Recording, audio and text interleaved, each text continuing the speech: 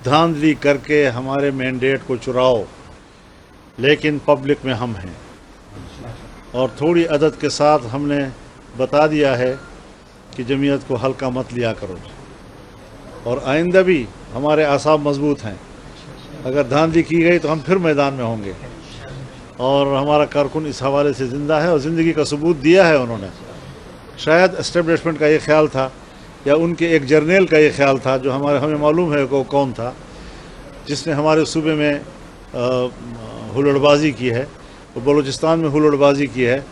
तो उनको मालूम होना चाहिए कि 2018 में जिस तरह हमारे हौसले बुलंद थे, 2024 में भी हमारे हौसले कम नहीं हुए, और हमने चारों सूबों में मिलियन मार्च करके बता दिया है कि कारकुन हमारा ज़िंदा है और वो अपने साथ नाइंसाफ़ी को किसी कीमत में बर्दाश्त करने को तैयार नहीं है। अब रही बात पार्लियामान की, तो ये पार्लियामान तो इतनी बड़ी तरमीम का हकदार नहीं है। इस पार्लियामान का वो मैंडेट नहीं है कि वो इतना बड़ा काम कर सके। हम समझते हैं कि इलेक्शन हो, हकीकी मानों में आवाम के सही नुमाइंदे मैदान में आए, पार्लियामेंट पर आवाम का एतमाद होना चाहिए। इस जाली किस्म के पार्लियामेंट से इतनी बड़ी आइनी तरमीम कराना, ये बज़ात ख़ुद एक नाइंसाफ़ी है।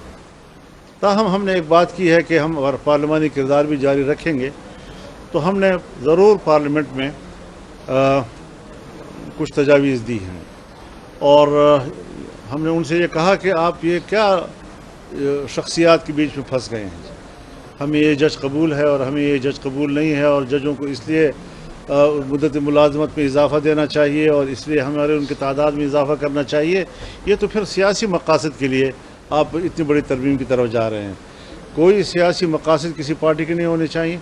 आप अदलिया में इस्लाहात लाएँ और आप एक कॉन्स्टिट्यूशनल कोर्ट की तरफ जाएं, जो हमारे COD का हिस्सा है।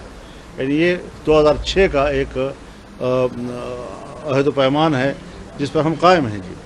लेकिन अगर उसके ज़ैल में जब आप कानून साजी करते हैं या आप आइनी तरमीम लाते हैं, उसमें आप बुनियादी हुकूक़ को भी डुबो लेते हैं, और उसमें आप मिलिट्री को इतना मजबूत करें कि हर सतह पर फ़ौज नज़र आए, तो फिर मार्शल लॉ और इस तरमीम में क्या फ़र्क है जी। ये तो दूसरे मानों में आप मार्शल लॉ लगा रहे थे।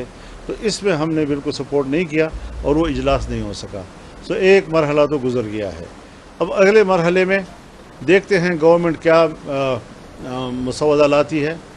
पीपल्स पार्टी और GUI के दरमियान भी बात हुई है, वो भी एक मसौदा बना रहे हैं, हम भी, और एक दूसरे के साथ शेयर करेंगे। PTI भी एक मसौदा बना रही है और हम भी बना रहे हैं, और वो हमारे साथ शेयर करेंगे। इस तरीके से हम चाहेंगे कि एक इत्तिफाक राय के साथ एक तरमीम लाई जाए, ताकि एक मुल्क के अंदर किसी सियासी हंगामे का ज़रिया न बने, बल्कि वाकई इस्लाहात का ज़रिया बने। आपने फरमाया कि जो हुकूमत का मुसवदा होगा वो भी हम देखेंगे, और इत्तिफाक राय से ये हुकूमत का जो मुसवदा है ये बाकी हुकूमत का ही मुसवदा होगा। क्या मतलब आपका? मसौदा हुकूमत का ही होगा तो ज़ाहिर है हम तो हुकूमत का ही, हमें तो हुकूमत के हाथ से मिलता है तो हम हुकूमत का ही कहेंगे। अगर आपको कोई और मालूमात हो तो बता दें। भाई हमारे पास तो हुकूमत की तरफ से आता है, तो हम तो हुकूमत का ही कहाँ समझेंगे।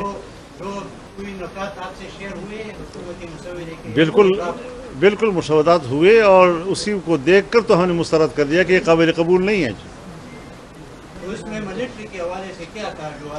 हज़रत जो बुनियादी हुकूक आप देते हैं कौम को, आम आदमी को, उसमें कुछ इस्तिस्नायात हैं जिसमें मिलिट्री के हवाले से हैं, बहुत मुख्तसर से।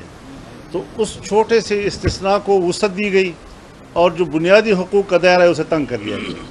और इसके आगे कोर्ट के निज़ाम में ऐसी तब्दीलियाँ लाना कि कोर्ट के निज़ाम को ख़राब करने का बायस तो बन रही थी, लेकिन उसमें इस्लाह का सबब नहीं बन रहा था जी। तो बहुत सी चीज़ें ऐसी हैं कि जिसमें हम समझते हैं कि पार्लियामान जो है वो ख़ुद मुख्तार रहे, उसकी ख़ुद मुख्तारी पर और उसकी बालादस्ती और सुपरमेसी पर कोई कंप्रोमाइज़ नहीं होना चाहिए। और तरमीम भी लाएँ तो ऐसी तरमीम कि जिससे पब्लिक को रिलीफ मिले, जमहूरियत मुस्तहकम हो, और हर पार्टी को अपना मंशूर जो है वो पार्लियामेंट में लाने की सलाहियत हो। लेकिन ये है कि अब पार्लियामेंट हमें अल्लाह ने ऐसी नसीब की है कि हम उसको आवाम के मैंडेट नहीं समझते। पार्लियामेंट बलूचिस्तान और खैबर पख्तूनख्वा के दो इशू थे, जो अमन का मसला है, جو صوبے کے حقوق کے جو مسئلے ہے اس میں وفاقی اور صوبائی حکومتیں کتنے سنجیدہ ہے اور جمعیت علماء اسلام کے کیا تھا؟ آپ نے بہت اچھا سوال کیا اور میں آپ کا شکر گزار ہوں. ہمیں اس طرف ضرور متوجہ ہونا چاہیے کہ ہمارا صوبہ اس وقت آگ میں جل رہا ہے. یعنی اس وقت تک میرے پاس جنوبی وزیرستان چاہے وزیر قبیلے سے تعلق ہو چاہے مسعود قبیلے سے تعلق ہو ان کے وفود میرے پاس آئے ہیں. شمالی وزیرستان کے عثمانزی قبیلے کے لوگ میرے پاس آئے ہیں. کرم ایجنسی کے لوگ میرے پاس آئے ہیں. اب بھی وہاں پر جنگ شروع ہے, لوگ ایک دوسرے کو قتل کر رہے ہیں اور ریاست خاموش ہے. یہ ہمارے خیبر ایجنسی کے کوکی خیل قبیلے کے لوگ آئے ہیں ہمارے پاس, افریدی لوگ. تو کوئی ایسا ایجنسی نہیں ہے کہ جن کے وفود کم از کم میرے پاس براہ راست نہ آئے ہوں. اور یہ سب تشویش کا اظہار کر رہے ہیں. کسی کو گھروں کے معاوضے نہیں مل رہے, تو غریب لوگ ہیں, گھر تباہ ہو گئے ان کے, دوبارہ بنانے کے قابل نہیں ہیں. کچھ لوگ ہیں کہ اتنے طویل اپنے ملک میں ہجرت کا دور مکمل کر کے بھی ابھی گھروں کو واپس نہیں جا سکتے اور فوج ان کو واپس نہیں جانے دے رہی. تو اس ساری صورتحال میں ہمارے قبائل جو ہیں میرے خیال میں انضمام سے پہلے کے حالت میں اچھے تھے, انضمام کے بعد میں جو ہے وہ زیادہ پریشان ہیں جی, اور زیادہ قسم کی مشکلات سے گزر رہے ہیں. اب نہ فاٹا رہا نہ سیٹل رہا, اس بیچ میں کیا چیز ہے سمجھ میں نہیں آ رہی. اس وقت فاٹا کا عوام مظلوم ہے, مظلوم. اور یہی صورتحال حضرت بلوچستان کی بھی ہے. ہمارے ہاں بھی لاپتہ لوگ ہیں, بے تحاشا لوگ ہیں. اسی طرح لاپتہ لوگ بلوچستان میں ہیں, وہ بھی اپنے پیاروں کے لیے رو رہے ہیں اور یہی ان کی سب سے بڑی پرائرٹی ہے. اور یہ چیزیں جو ہیں اس وقت بد امنی کی صورتحال ہے, مسلح گروہ ہر جگہ آزاد ہیں, کنٹرول ان کا ہے, اسٹیٹ کی رٹ ختم ہو چکی ہے.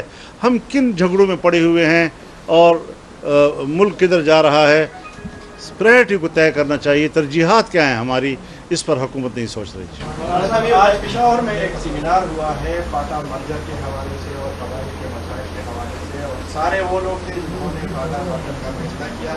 شاہد خاقان عباسی صاحب اس وقت وزیر اعظم تھے, وہ بھی اس میں شریک تھے, اور اس وقت کے چیف سیکرٹری اور اس وقت کے جتنے بھی ڈائریکٹر تھے وہ آج سارے مل بیٹھے تھے اور انہوں نے ایک بار پھر مطالبہ کیا ہے کہ فاٹا کے عوام کے ساتھ جو وعدے ہوئے ہیں کہ انہوں نے کیے. کیا آئینی ترمیم میں قبائلی علاقوں کے مسائل اور ریسورسز اور یہ جو حضرت کے ایشوز ہے کیا اس کو ایڈریس کیا جا سکتا ہے؟ خاقان عباسی صاحب میرے گھر تشریف لائے تھے, اس موضوع پر بڑی تفصیلی گفتگو ہوئی اور وہ سارا پس منظر ان کو معلوم تھا. خاقان عباسی صاحب میرے گھر تشریف لائے تھے اس وقت جب یہ ترمیم ابھی نہیں ہوئی تھی, تو 25 مطالبات میں سے 4 مطالبات جو ہمارے تھے جس پر ہمیں اختلاف تھا اس سے وہ وڈرا ہو گئے تھے. وڈرا ہونے کے بعد کہاں سے حکم آیا؟ ظاہر ہے کہ مجھے معلوم ہے کہ امریکی افسر کون تھا جو آیا اور اس نے کہا کہ فاٹا مرجر از مسٹ. یہ الفاظ وہ ہیں جو میرے سامنے کہے گئے ہیں. پھر جناب باجوہ صاحب آرمی چیف تھے, نوید مختار صاحب جنرل وہ ISI کے چیف تھے, پارلیمنٹ کی بلڈنگ میں پرائم منسٹر کے چیمبر میں مجھے ملے اور میرے ساتھ یہ مسئلہ ڈسکس کیا, اور میں نے ان سے کہا کہ آپ بے وقت فیصلہ کر رہے ہیں. ابھی فاٹا مرجر جو ہے اس کے لیے فاٹا کا حالات موافق نہیں ہیں.